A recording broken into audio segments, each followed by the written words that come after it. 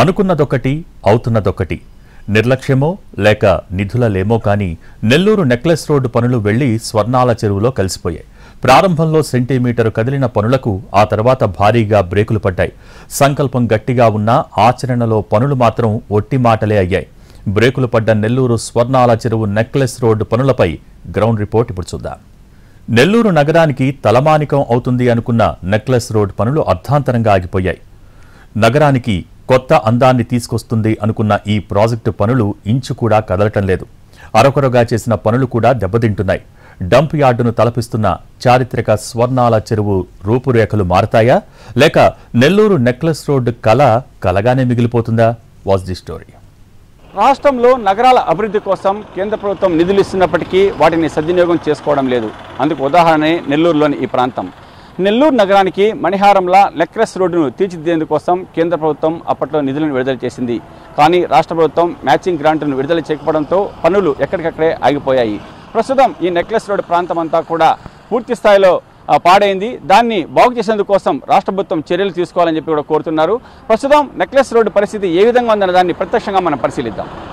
దేశంలో రొట్టెల పండుగ అంటే గుర్తుకొచ్చేది నెల్లూరు బారా షహీద్ దర్గా స్వర్ణాల చెరువు. ఇక్కడి చారిత్రాత్మక స్వర్ణాల చెరువులో స్నానం చేస్తే కోర్కెలు తీరతాయని భక్తుల ప్రగాఢ నమ్మకం. అలాంటి హిందూ ముస్లింలు పవిత్రంగా భావించే రొట్టెల పండుగ జరిగే ప్రాంతం డంపింగ్ యార్డును తలపిస్తోంది. ఎక్కడ పడితే అక్కడ చెత్తా చెదారం పేరుకుపోయి కంపు కొడుతోంది. ఇలాంటి దుర్భర పరిస్థితి నుంచి స్వర్ణాల చెరువుకు మోక్షం కలిగించాలని సంకల్పించారు. కానీ కార్యాచరణను గాలి కుదిలేశారు. నెల్లూరు నగరానికి తలమానికంగా ఉన్న స్వర్ణాల చెరువు చుట్టూ ఉన్న ప్రాంతాన్ని నెక్లెస్ రోడ్డుగా అభివృద్ధి చెయ్యాలని అప్పట్లో ప్రతిపాదించారు. హైదరాబాద్లోని హుస్సేన్ సాగర్ తరహాలో ఈ ప్రాంతాన్ని తీర్చిదిద్దాలని ప్రణాళికలను రూపొందించారు.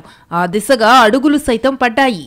అప్పుడు భారత ఉపరాష్ట్రపతిగా ఉన్న వెంకయ్యనాయుడు చొరవ తీసుకుని కేంద్ర పర్యాటక మంత్రిత్వ శాఖ అమలు చేస్తున్న స్వదేశీ దర్శన్ పథకం కింద నెక్లెస్ రోడ్డు పనులకు నిధులను మంజూరు చేశారు. కేంద్ర ప్రభుత్వానికి చెందిన నిపుణులు, రాష్ట్ర urban finance and infrastructure development corporation ప్రతినిధులు ఈ ప్రాజెక్టు ప్రాంతంలో పర్యటించి పూర్తి స్థాయి నివేదికను రూపొందించారు. చెరువుకు సమీపంలోని నెల్లూరు నగరపాలక సంస్థకు చెందిన స్థలాన్ని కూడా తీసుకోవాలని తీర్మానించారు. ఈ స్థలంలో పార్కులను అభివృద్ధి చెయ్యాలని భావించారు. ఇరుకళల పరమేశ్వరి అమ్మవారి ఆలయం వద్ద ఆర్చీలు, నెల్లూరు నగరాభివృద్ధి సంస్థ ఆధ్వర్యంలో నెక్లెస్ రోడ్డు పనులు జరిగేలా ప్రణాళికను రూపొందించారు. చెరువు చుట్టూ ఉన్న కట్టను పటిష్టం చేయడంతో పాటు వివిధ అభివృద్ధి పనులకు శ్రీకారం చుట్టారు. మొదటి విడత నిధులు విడుదల కావడంతో చెరువు కట్టపై రహదారి నిర్మాణంతో పాటు శ్రీ ఇరుకళల పరమేశ్వరి అమ్మవారి ఆలయం వద్ద ఆర్చీలు నిర్మించారు. పర్యాటకులు, సందర్శకులు, స్థానిక ప్రజలు సేద తీరేందుకు కట్ట వద్ద ప్రత్యేక సదుపాయాలు కల్పించాలనుకున్నారు. మొదటి దశలో 26 కోట్ల రూపాయలతో వివిధ పనులను చేపట్టారు. ఈ పనులు పూర్తయిన వెంటనే అప్పటి ఉపరాష్ట్రపతి వెంకయ్యనాయుడు చేతుల మీదుగా 2019 ఫిబ్రవరి 19న దీనిని ప్రారంభించారు. ఆ తరువాత ఎన్నికలు రావడంతో పనులు నిలిచిపోయాయి. కేంద్ర ప్రభుత్వం నిధులు విడుదల చేసినా రాష్ట్ర ప్రభుత్వం నుంచి మ్యాచింగ్ రాకపోవడంతో నెక్లెస్ రోడ్డు పనులకు గ్రహణం పట్టింది. నెక్లెస్ రోడ్డు పనులు నిలిచిపోవడమే కాదు, అంతవరకు చేసిన పనుల్లోనూ నాణ్యత లోపించింది. రహదారిలో పగుళ్లు ఏర్పడ్డాయి. చెరువు కట్ట చుట్టూ మహనీయుల విగ్రహాల ఏర్పాటు పనులు కూడా నిలిచిపోయాయి. చేసింది కూసింతే, ఆపింది మాత్రం కొండంత. ఫలితంగా ఇప్పటివరకు జరిగిన నెల్లూరు నెక్లెస్ రోడ్డు పనులు కూడా డ్యామేజ్ అవుతున్నాయి. దీంతో మొదటి విడత విడుదలైన నిధులు నిరుపయోగం అవుతున్నాయని అంటున్నారు స్థానికులు. నెల్లూరు చెరువుకు పశ్చిమ ప్రాంతంలో ప్రతి ఏటా రొట్టెల పండుగ జరుగుతుంది. హిందూ, ముస్లింలు జరుపుకునే ఈ పండుగకు లక్షలాది మంది భక్తులు తరలివస్తారు. దీంతో ఈ ప్రాంతంలోనూ ల్యాండ్స్కేపింగ్ చేసి సుందరంగా తీర్చిదిద్దాలని భావించారు. పర్యాటకుల కోసం బోటింగ్ను అందుబాటులోకి తీసుకురావాలనుకుని ప్రణాళికలు రూపొందించారు. ఈ ప్రణాళికలు పేపర్ మీద పెట్టే వరకే పరిమితమయ్యాయి. హైదరాబాద్లోని నెక్లెస్ రోడ్ మాదిరిగానే నెల్లూరులోని చెరువు కట్టను తీర్చిదిద్దేందుకోసం కేంద్ర ప్రభుత్వం నిధులు మంజూరు చేసింది. ప్రస్తుతం ఆ ప్రాంతంలోనూ ఇక్కడ గమనించవచ్చు. చెరువు కట్ట దాదాపు 3 కిలోమీటర్ల పొడవు ఉంటుంది. ఆ ప్రాంతం నుంచి కూడా రహదారిని బాగా వేయడంతో పాటు పర్యాటకులు వచ్చి సేతీరేందుకోసం కూడా ప్రత్యేకంగా కుర్చీలతో పాటు ఇతర సదుపాయాలు కల్పించాలని కూడా భావించారు. ప్రస్తుతం మనం చెరువును పరిశీలిస్తే చెరువు పూర్తి స్థాయిలో కూడా గుర్రపడకతో నిండిపోయింది. ఇక్కడ అసలు నీటి నిల్వ చేసే పరిస్థితి కూడా లేదు. దాదాపు 20 ఎకరాలకు పైగా విస్తీర్ణంలో ఈ చెరువు ఉంటుంది. ఈ ప్రాంతంలో సాయంత్రం పూటతో పాటు ఉదయం పూట వచ్చే ప్రజలంతా కూడా వాకింగ్ చేయడంతో పాటు ఇతర సేతీరేందు కోసం అనేక ఏర్పాటు చేస్తామని చెప్పి కూడా అప్పట్లో ప్రకటించే పరిస్థితి. ఇందుకోసం ప్రత్యేక మాస్టర్ ప్లాన్ కూడా అధికారులు రూపొందించారు.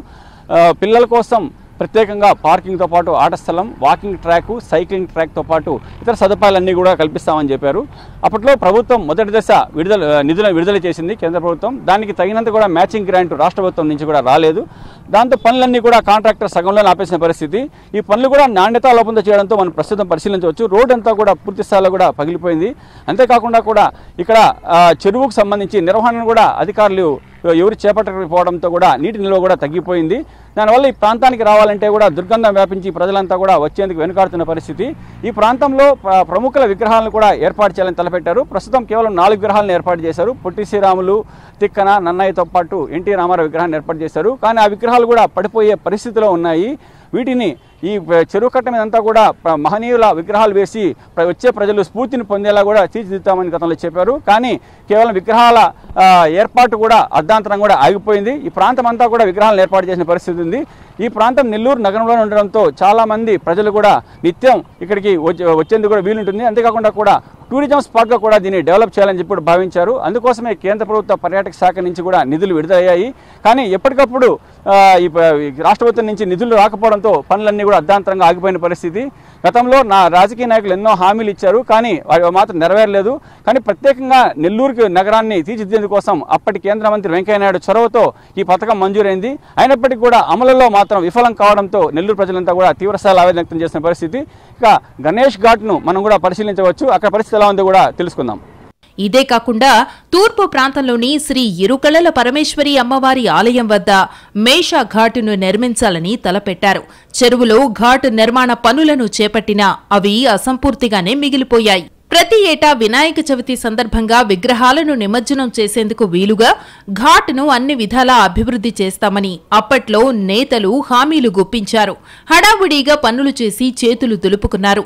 పనుల్లో నాణ్యత లోపించి ఘాట్లోని టైల్స్ ఊడిపోతున్నాయి, గోడలు కూడా దెబ్బతింటున్నాయి. ప్రస్తుతం నెల్లూరు చెరువు గుర్రపు డెక్కతో నిండిపోయింది. వినాయక చవితి సందర్భంగా విగ్రహాలను నిమజ్జనం చెయ్యాలన్నా గుర్రపు డెక్క అడ్డుపడుతోంది. ఏటా వేలాది విగ్రహాలను నిమజ్జనం చేసేందుకు ఈ ప్రాంతానికి భక్తులు వస్తుంటారు. కనీస సదుపాయాలు లేకపోవడంతో భక్తులు ఇబ్బందులు పడుతున్నారు. నెల్లూరు గ్రామదేవత శ్రీ ఇరుకళల పరమేశ్వరి అమ్మవారి ఆలయం, శివాలయం కూడా కట్టకు దగ్గరలోనే ఉండడంతో భక్తులు కూడా భారీగా తరలి వస్తుంటారు. నెక్లెస్ రోడ్డు నిర్మాణం పూర్తయితే ఈ ప్రాంతం పర్యాటక కేంద్రంగా కూడా అభివృద్ధి చెందుతుంది. ప్రత్యక్షంగా పరోక్షంగా వందలాది మందికి ఉపాధి కూడా లభించేది. నెల్లూరు వాసుల కల ఎప్పుడు నెరవేరుతుందో, దుర్గంధం నుంచి స్వర్ణాల చెరువుకు ఎప్పుడు మోక్షం కలుగుతుందో వేచి చూడాలి. నెక్లెస్ రోడ్ను అన్ని విధాల అభివృద్ధి చేసేందుకోసం ఇటీవలే రాష్ట్ర పురపాలక శాఖ మంత్రి డాక్టర్ పొంగూరు నారాయణతో పాటు నెల్లూరు రూరల్ ఎమ్మెల్యే కోటమిరెడ్డి శ్రీధర్ రెడ్డి అధికారులతో కలిసి ఈ ప్రాంతంలో పర్యటించారు. ఇక్కడ పరిస్థితులను కూడా పర్యవేక్షించారు.